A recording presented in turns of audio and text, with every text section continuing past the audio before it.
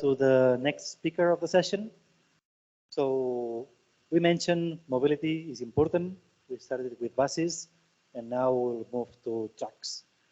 So the next speaker is Bjorn Skulason from New Icelandic Energy. So it is an absolute pleasure to have him here. For those of you that you don't know, the first hydrogen refilling station in the world was based in Iceland, in Reykjavik, and Bjorn was the one of the responsible ones of bringing the technology to Iceland. We are now working in the huge project on a number of different case studies, which includes also the deployment of hydrogen trucks in Iceland, and we are very much looking forward to hear. Bjorn, the floor is yours.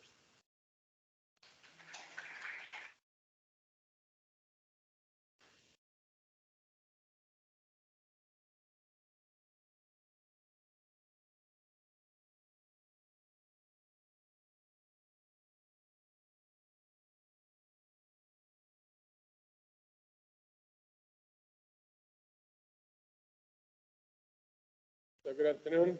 Thank you for the invite. Everybody talks about the weather. I always say, well, I didn't see a big difference in weather between Iceland and Tenerife. The only thing I had to do is to take off my clothes. So that's what we say actually in Iceland. The weather is always good, just depends on how you dress. Yeah, it's correct what Pau said. We made an application to the European Commission in 2001 to build the first commercial hydrogen refueling station and deploy the first fuel cell buses, and that's what we did in 2003. So I've been in this game for quite some time. I'm not here specifically to promote hydrogen or direct electrification. In my job, we don't care what we're going to use as long as it's not fossil fuel. Not working.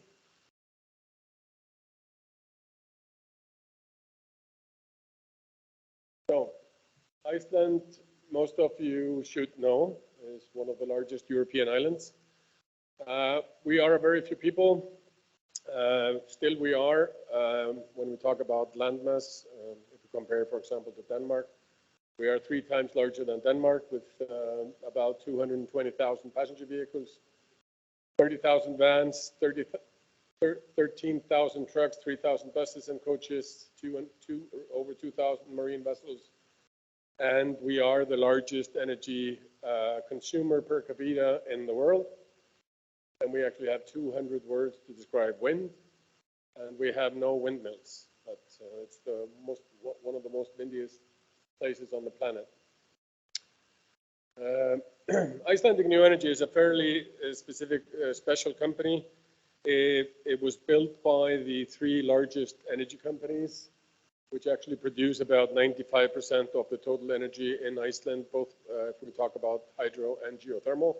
So that's Reykjavik Energy, the national power company, and HS Orka, and then also the government of Iceland. And our goal is to kind of be the connection to create these projects which are only looking at exchanging fuels. So that's we started all in hydrogen in 2003, as we told. But since then, we work in different applications like battery electric boats, hydrogen usage in ships, battery electric cars, fast charging, etc. But in this presentation, I'm going to focus mostly on the truck side. Regarding zero emission in Iceland in general, we are the second highest deployer of zero emission vehicles in the world compared to per capita. We have almost the same incentives as Norway. So we lifted, for example, the VAT is taken off vehicles, so that's a reasonable incentive for all zero emission cars. And as you can see there, 50% of all new sold cars in Iceland in 2021 had plugs, and actually 70% of all new sold cars in January and February this year had plugs. So of course, some of them are plug-in vehicles. There is no dirty electricity in Iceland. It's all green, so it's coming from both geothermal and hydro. Most people think we're very geothermal oriented, but most of the electricity comes actually from hydropower. The government is, like I think most other governments, over-ambitious and thinks they can do things or declare things that is impossible to do. They want to be carbon neutral by 2030 and ban the selling of fossil fuel passenger vehicles. Whether they can do that, I don't know. They want to have, they declared, the new government, no fossil fuels by 2040. That means no fossil fuels. And I asked, what do you mean by that? That's aircrafts and ships also. They were like, okay. That's actually what they meant. So they've now said maybe at least in land transport, but that's the goal of the declared goal of the government, no fossil fuels by 2040.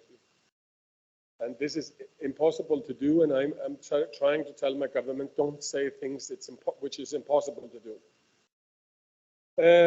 Hydrogen roadmap, they've drafted, even though we started in hydrogen in 2001, they are still drafting their roadmap.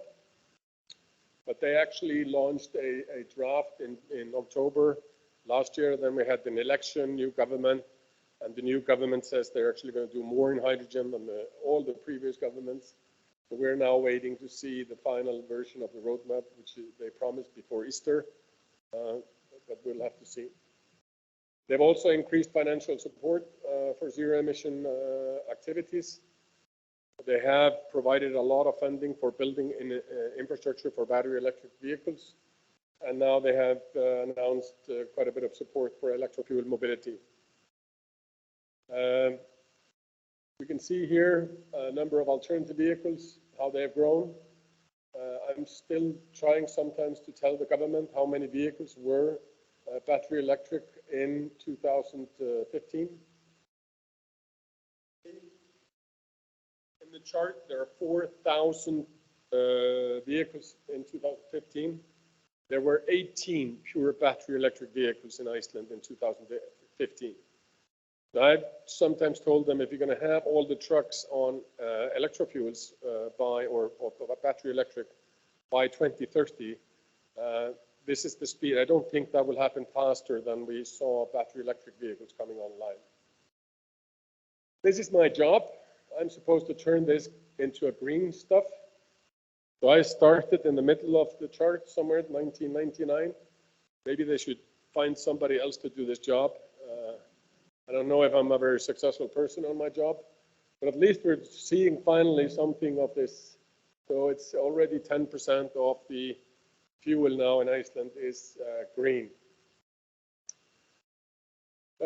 Status of hydrogen in Iceland. As was said earlier, we had the first hydrogen refueling station in 2003. I actually had a private passenger vehicle, and my personal car from 2007 was a hydrogen car. First an internal combustion engine one, then a fuel cell one.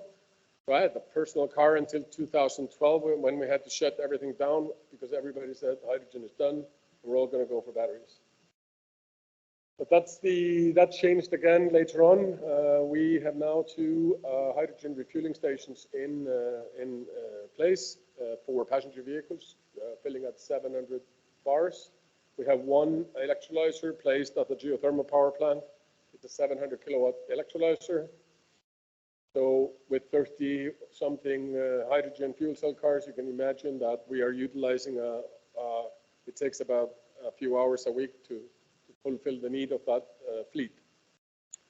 There's a lot of stakeholders now talking about going into hydrogen, methanol, ammonia, and all kinds of electrofuel projects. There's a long line knocking on the door of the electric companies asking to build big plants, and there's a lot of talking and planning. We started with a taxi, so we now have a taxi in place. Of course, the redundancy on the hydrogen refueling side is difficult, so the station drops out. The taxi driver is out. In Iceland, the taxi drivers own their own vehicle, so it's a complicated one. So he actually has 2 taxis. He has 1 hydrogen one, and when that station doesn't work, he just goes to his gasoline one and keeps on driving. But that's the only way to test this. And then the big companies, all the truck companies want to do zero emission, and we're now have teamed up with the Federation of Trade and Services and the Federation of Energy and Utilities to find out how we can actually move forward on the truck side. So that's the main focus. Then the huge project, This is kind of the setup in Iceland. I think this picture has been shown many, many times. We know how hydrogen is made. We have to have electrolyzer distribute the hydrogen either on site or truck. And then we have dispensing into the vehicles.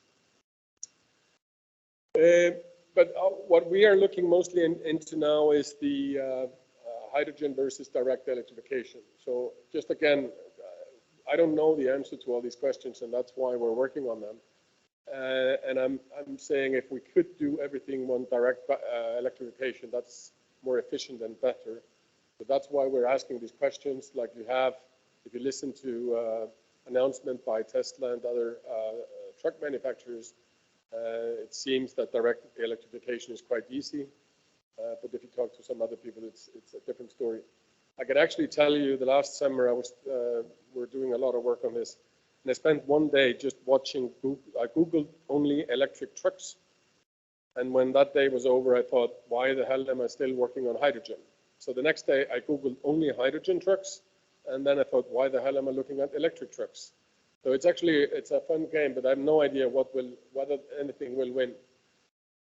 But we're looking at shorter distances, mostly covered by electrification. When we talk about that, that's probably at least 300 kilometers. Most of the truck operators are talking even about 400 kilometers on trucks. But then the question about weight and all of these issues, life cycle has to be taken into account. And then we have longer distances covered with hydrogen. Electric kind of is always viewed as simple. When we started with battery electric vehicles, it was very simple. We just bought a car, you drove it home, you plugged it in, you drove onwards. Non-issue whatsoever.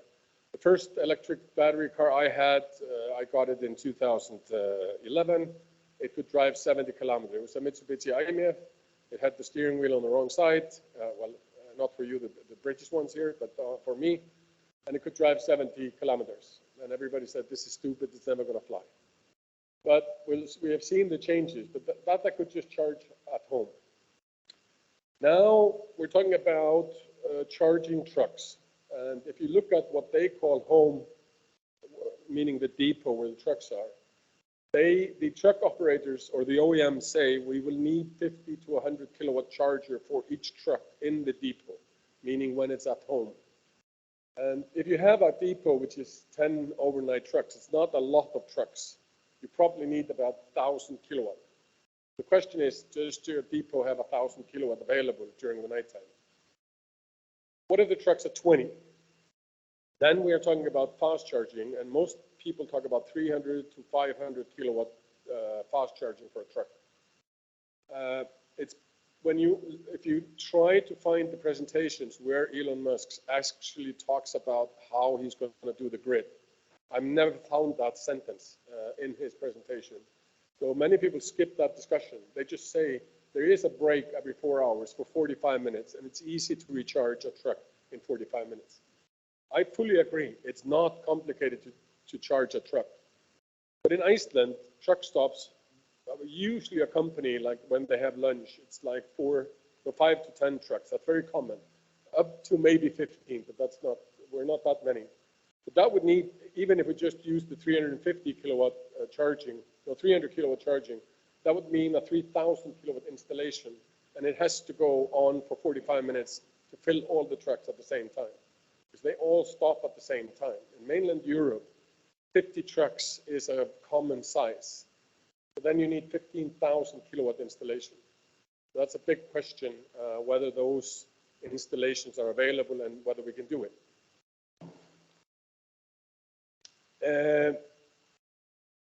OEMs are generally developing both pathways. I've spoken to many of them, what I said. I think it's not easy and not readily available with the trucks. Cost of electricity is lower than for hydrogen, and it's more efficient batteries versus fuel cells. Then my question is building infrastructure for direct electrification cheaper than for hydrogen? And then we have to think about when the charging station have been added, when the grid cost have been added, when the lifetime has been added, the LCA studies have been added, when electricity production and delivery have been added. And most of the electricity that's supposed to come to the future of green transport in Europe or in the world is coming from a fluctuating renewable energy production, so mainly wind and solar. So investment in batteries to balance all these fluctuations have to come then also in. So these are the questions which which I think we need to really, really study and understand which is cheaper.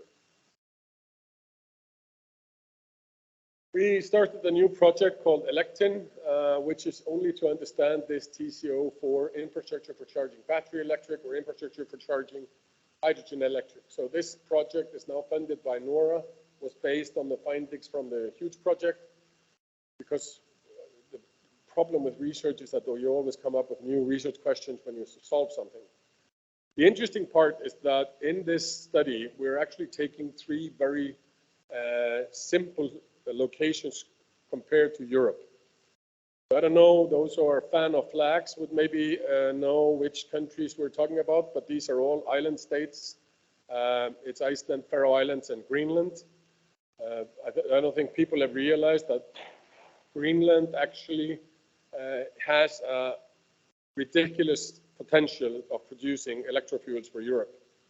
It's the biggest glacier and storage of water where you can find, and this is all coming to the shore now. So it's actually quite interesting. Faroe Islands are also converting. They're going to be 100% off oil for electric production to wind by 2030. They've only done 40% so far, and they have 1,500 hours of curtailed wind energy already. So that's going to increase quite fast. But these are simple locations to calculate. So what we are doing now is how many trucks are at one single location for charging. We are collecting routes, timetables, lunches, and dinner locations of where the trucks travel on these islands. It's very simple for Greenland because Nuuk only has 120 kilometers of roads and there's no ring road.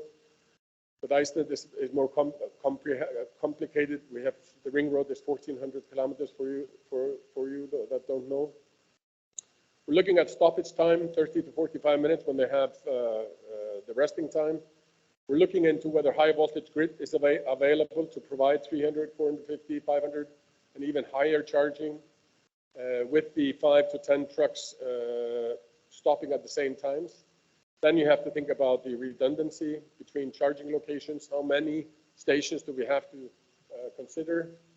We're also looking whether that can help car rental vehicles, because we're trying to get the car rental companies to rent out battery electric vehicles to tourists. And that's something I can share information on with the Canary Islands, how we're giving a new incentive for car rental companies to exchange their fossil fuel vehicles to battery electric vehicles. What's the cost and challenges if we have to build new high voltage grid? And can we use low voltage systems? There's a company in Norway called Bjorn, which is introducing a new type of battery. And one of their system fits with a low voltage system. So we're looking into, can we actually charge trucks with their system connected to a low voltage system? Then you have to think about the customer demands. We have to think about the actual range of trucks, and we have to think about winter conditions and mountain passes. So at least in Iceland, we have sometimes fairly severe winters. Like this year, we have had one of the worst winters for a long, long time. We had so much snow that our hydrogen production is at a geothermal power plant, and we ran out of hydrogen because we couldn't get the trucks to the site to pick up the hydrogen because they were covered by snow for 4 days. So our stations were shut down because we couldn't pick up hydrogen. So these are the kind of problems you're faced with when you're actually doing things. Then I'm not saying hydrogen infrastructure is simple. That's actually also a very cumbersome and complicated issue. We're now talking, we've heard presentations about vehicles of 350 bar. People have mentioned 500 bars, 700 bars, and even liquid fuel. We don't actually know, we don't even have standards for all of this. So then the question is, why are we building a station for 350 bar or this bar, or what are we going to do? What about liquid fuel? And I spoke recently with Daimler, who actually is doing liquid fuel on their trucks. And I asked them, why the hell are you doing liquid fuel? And they said, liquid fuel will be cheaper than gaseous fuel. And I couldn't figure out how that can happen. And they said Europe has to import so much fuel, and they will never import gaseous hydrogen. They will import liquid hydrogen. And if it's liquid already coming into Europe, then it's cheaper for us to put the liquid hydrogen directly on a truck than to actually evaporate it and make gaseous. Plus, we can drive 1,000 kilometers on a liquid hydrogen tank, which is more than we can do on a gaseous one. Argument which is really, really good. But whether this is going to happen, I don't know. There's no standard yet. There's different protocols for passenger vehicles and trucks. We can't use the same nozzle. Probably will not be able to use the same nozzle for buses because almost all buses are going 350 bars. But the old trucks seem to be going 700 bars. That's at least what I'm hearing when I speak to these producers. Hydrogen production on site versus trucked in, we still don't know. We're getting much cheaper electricity if we do it on site where the electricity is produced. And then we're looking into mobile infrastructure for safety and heavy duty equipment. So we need to have a mobile solution to rescue trucks or help out. So that's one of the costs of the infrastructure in the future. We need to store a large quantities of hydrogen because each truck is going to take 60, 80 kilos of hydrogen. So if we have 20 trucks coming at a time and they're having lunch, we still have to fill all of them just as with electricity. So that means we have to dispense, if 10 trucks in a row, 10 times 60 kilos of hydrogen is 600 kilos of hydrogen. It's not just plug and play. It's actually a cumbersome infrastructure also. But we will have the benefits of grid balancing, heat recovery, and oxygen potentially for fish farming. And those are all options which are of high value if you can use them. Interesting with oxygen. Those who don't know it, if you talk to the electrolyzer company, nobody wants to touch the oxygen because it's so dangerous, which is kind of funny when you work in hydrogen. So Iceland, it's not a big island. So we're looking in the huge project at these different sites. How do we need to build the infrastructure around the island?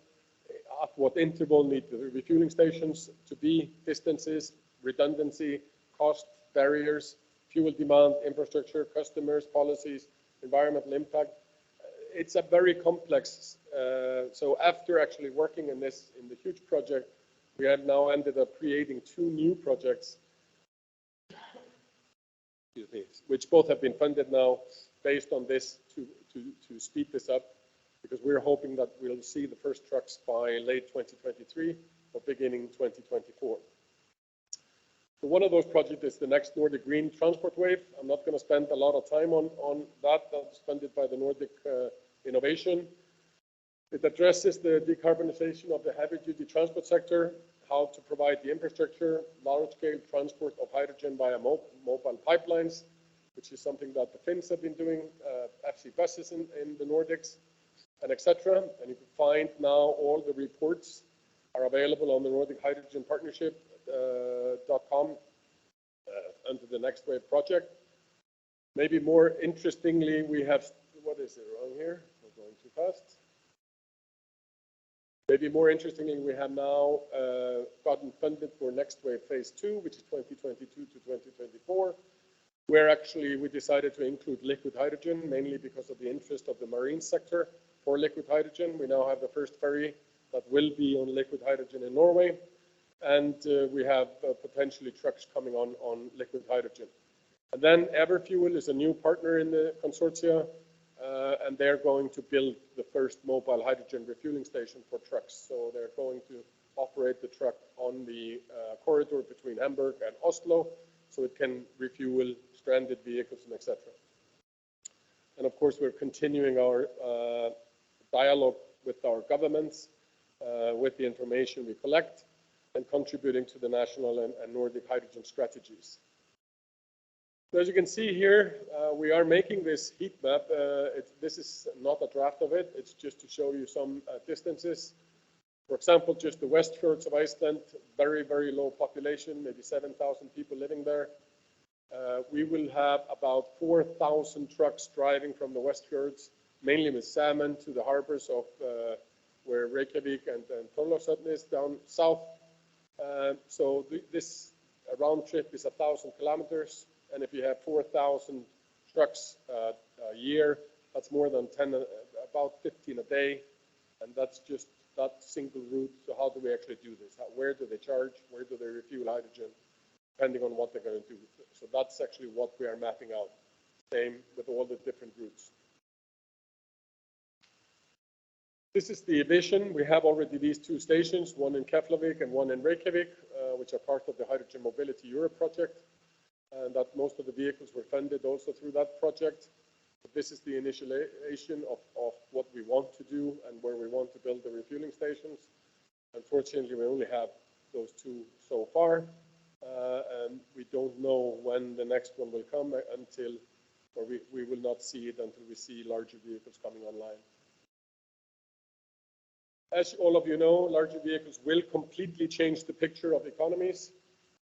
A number of stakeholders, energy companies are planning to build new hydrogen production. Current hydrogen station operators planning new stations. Truck operators are waiting for a solution. They're willing to pay a premium at the beginning. My question is, when is the beginning? Everybody, if you talk to governments and talk to people like us in conferences, we all say it's going to happen then and then. When you talk to the OEMs and I say, my pockets are full of money, I don't care what the car costs. Bring me 10 trucks by March 2024. I can't do that. If you know of a truck operator who can give you 20 trucks by March 24, call me. I'll pitch in. It's actually difficult to get those trucks. It's not easy. We can provide 100% renewable always. We have strong governmental political support. Very high demand for trucks. But one thing that you have to think about when we talk about trucks is we need to have durability, safety, and maintenance. And that's one of the key questions for us living in these remote islands. The OEMs are not very happy with having sometimes to fix things far away where you have to travel a long distance. So this all takes time. But I think the governments all around the world are too optimistic how fast we can do things. They did not prepare quite well in the opportunities of the last few years to push the OEMs to do their work starting a few years ago. And OEM cannot build a factory to put out 1,000 fuel cell vehicles, and you can't call them and say, speed it up, we'll give you money. That's just not how you mass produce vehicles. So it will take time, and we will not see a massive bulk production of trucks until after 2025, probably not until after 2027. That's just a fact. We know that Hyundai is producing them, but nobody else will reach their stage until closing to 2025. But the government incentives will heavily impact the speed of implementation in different locations. So if we really want to do it, you just have to put extra money on the table. Yeah. And unfortunately, this will just take longer than we all planned to. I don't know if I went over my time, but thank you very much for your attention.